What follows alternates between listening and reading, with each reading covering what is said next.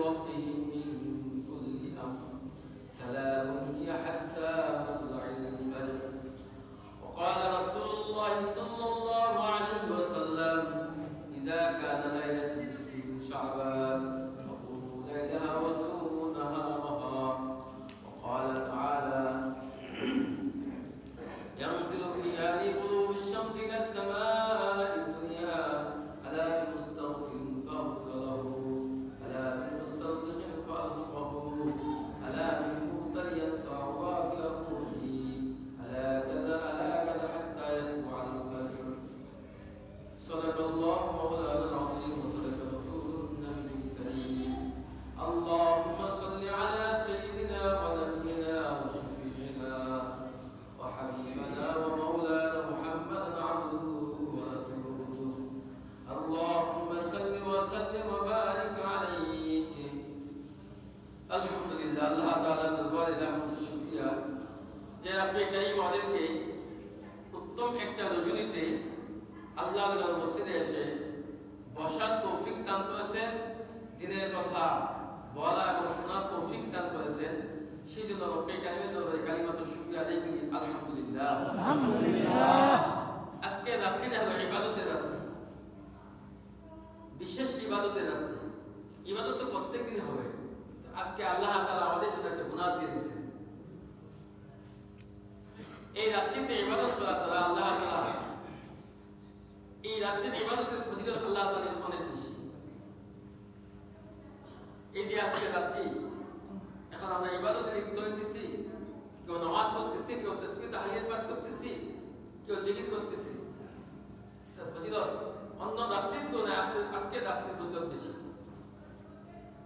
আল্লাহ রাসূল সাল্লাল্লাহু আলাইহি ওয়াসাল্লাম বলেন ইযা কানা লাইলাতুন নিসফি মিন শাবান ফাকুমু লাইলাহা ওয়া সুমু নাহারাহা। যে ব্যক্তি রমজান মাসের শাবান মাসের এই রাত্রিতে ইবাদত করে এবং দিনে একটা রোজা রাখে। হুকুম কি? রাত্রে ইবাদত করবে আর দিনের বেলা রোজা রাখবে। আজকে আমরা কি করব? সারা রাত্রে নফল নামাজ পড়ব, কোরআন তেলাওয়াত করব, জিকির আজকার করব, তাসবিহ তেলাওয়াত করব। এটাই তো কাজ। এই কাজগুলো আমাদের করতে হবে। আর দ্বিতীয় কাজগুলো আগামীকালকে আমরা একটা নফল রোজা রাখবো, নফল একটা রোজা রাখবো। এই দুই কাজগুলো থেকে আমরা ভুলে যাবো না। আজকে সবচেয়ে বড় ইবাদত হলো আমরা আমাদের জান প্রাণ দিয়া, সময় দিয়া, মনোযোগ দিয়া ইবাদতে লিপ্ত হই। সময় এখনই, এখন সময় চলতেছে। আল্লাহ তাআলা আমাদেরকে আমাদের হাজত পূর্ণ করার জন্য ডেকে ডেকে বলতেছেন, ও বান্দারা, কার কি হাজত আছে, কার কি প্রয়োজন আছে আমার কাছে চাও, তোমার প্রয়োজনকে মিটাই দেব। কার অভাব অনটন আছে আমার কাছে চাও, তোমার অভাব অনটন দূর করে দেব। তোমাদের মধ্যে কে অসুস্থ আছো, সুস্থতার জন্য আমার কাছে চাও, তোমাকে আমি সুস্থতা দান করে দেব। সুবহানাল্লাহি ওয়া বিহামদিহি। আল্লাহ আমাদেরকে ডাকতেছেন। তোমাদের মধ্যে কে গুনাহ করেছো, অন্যায় করেছো, পাপাচার করেছো, আমার কাছে ক্ষমা চাও, আমি তোমাদেরকে ক্ষমা করে দেব। আল্লাহ আপনার রাত্রিকে এত পরিমাণ মানুষকে ক্ষমা করবেন, অপন্ত মানুষদেরকে আল্লাহ তাআলা ক্ষমা করবেন। আমাকে আপনাকে সেই ক্ষমার অন্তর্ভুক্ত হওয়ার জন্য ইবাদতে লিপ্ত থাকতে হবে। কত রাত্র আমরা গান বাজনা আনন্দ ফুর্তি করে কাটাই দিলেন। আজকে একটা রাত্র আমাদেরকে আল্লাহ তাআলা দিয়েছেন তার গোলামি করার জন্য, তার ইবাদত করার জন্য। আমরা যদি রাত্রিকে হাতছাড়া করে দিই, তাহলে আমি আপনি ক্ষতিগ্রস্ত হয়ে যাব, আমি আপনি ক্ষতিগ্রস্ত হয়ে যাব। এখন সুযোগ আছে, এখন থেকে আমরা ইবাদতে লিপ্ত হয়ে আল্লাহ, আমরা যাই অপরাধ করেছি, যাই অন্যায় করেছি, যে গুনাহগুলো করেছি, আপনার কাছে বলো যে ক্ষমা চেয়েছি, আল্লাহ আমাদেরকে মাফ করে দেন। আল্লাহর কাছ থেকে মাফ চাই নেই, আল্লাহ আমাদেরকে মাফ করার জন্য প্রস্তুত। আমরা যদি মন থেকে ক্ষমা চাইতে পারি, আল্লাহ অবশ্যই আমাদেরকে ক্ষমা করে দেবেন। এই জন্য আল্লাহ আপনার নিকট আজকে শাহাদাত সবচেয়ে বেশি আল্লাহর কাছে ইস্তেগফার করব, নিজের গুনাহটার জন্য আল্লাহর কাছে মাফ চাইব। তারপর নফল নামাজ আদায় করব, কোরআন তেলাওয়াত করব, জিকির আজকার করব, তাসবিহ তাহলিল পাঠ করব। অর্থাৎ সারা রাত ইবাদতের ভিতরে কাটানোর চেষ্টা করব। যদি শরীরে ক্লান্তি আসে, বাস ওদের সাথে শুয়ে ঘুমায় দেব, আবার শেষ সাথে ওইটা নামাজ পড়ব। এইভাবে আমরা সারা রাত কাটাই দিই। এর মধ্যে আমাদের খায়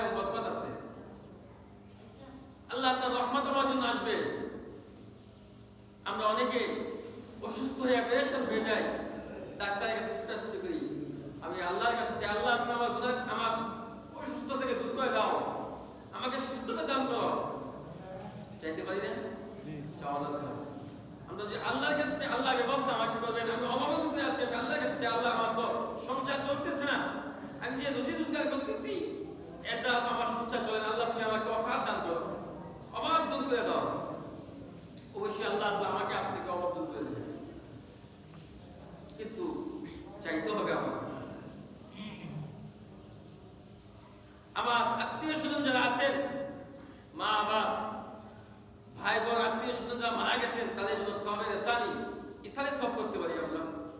কোরআন তেলাওয়াতের মাধ্যমে, নামাজ পড়ে তাদের কাছে দোয়া পৌঁছায় দেওয়া, দান খায়রাত করে দোয়া পৌঁছে, দান খায়রাত করে তাদের জন্য সদকায়ে জারিয়ার ব্যবস্থা করে দেওয়া। এদিকে আমরা পারি না। এই রাত্রিতে দান সদকার রাত্রি, এই রাত্রিতে হলো জিকির আজকারের রাত্রি। এই রাত্রিতে আমাকে আপনাকে নিজের গুনাহটা বলে মাফ করাইতে হবে। সুযোগ সব সময় আসে না। একজন ব্যবসায়ী সে অপেক্ষায় থাকে কখন ঈদ আসবে, কখন ব্যবসার মৌসুম আসবে, সে অপেক্ষা করতে থাকে। এই যে সামনে রমজান মাস, ঈদ উপলক্ষে যা কাপড়ের ব্যবসা করে তার ব্যবসার জন্য কি পাগল করে দৌড়াইতেছে, কিভাবে ব্যবসায় লাভবান হওয়া যায়, কিভাবে ব্যবসায় বেশি মুনাফা পাওয়া যায়, সেই চেষ্টা নিয়ে লিপ্ত। তাহলে আমি আপনি আমার ইমান আমলের ব্যবসার জন্য কেন পিছিয়ে থাকবো? আমার আমল কেন পিছিয়ে থাকবে? আমাদের উচিত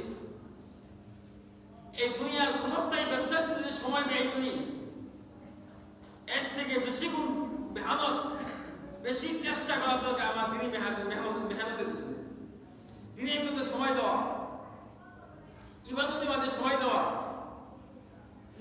আমরা দুনিয়ার কাজে লিপ্ত, দুনিয়ার পিছনে সময় দিতেছি, দুনিয়ার ব্যবসা বাণিজ্যের সময় দিতেছি। আসল যে ব্যবসা, আখিরাতের ব্যবসা,